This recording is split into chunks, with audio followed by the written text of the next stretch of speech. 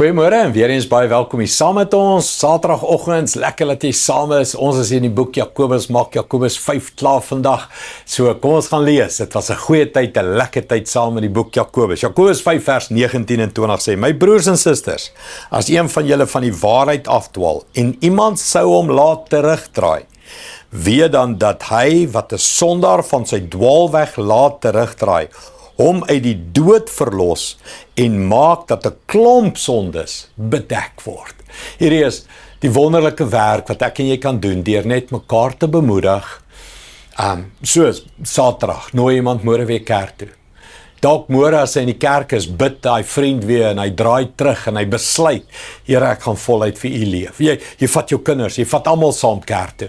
En jy dink dit was maar net nog 'n gewone Sondagdiens, maar hulle besluit iets, hulle draai terug. Of jy nooi hom na 'n Bybelstudie toe, of jy stuur vir hom hierdie oggendoordenkings en stadig maar seker draai mense hulle harte terug na die Here toe. Hy sê, jy het iemand van die dood verlos en daar word 'n oormaat van sondes bedek deur die liefde en die bloed van Jesus. Mens, ek en jy moet nooit ophou om aansteeklik te leef en ander mense voor te stel aan die genade van God nie. Dis wat hy sê.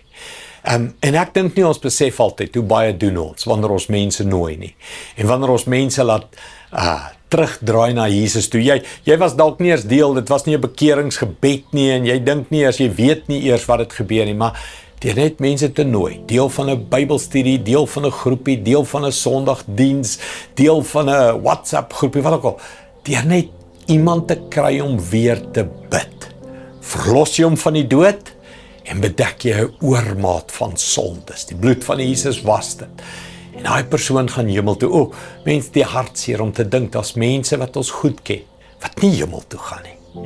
En ons kan hulle net nooi, ons kan hulle net voorstel en kan 'n hele lewe verander.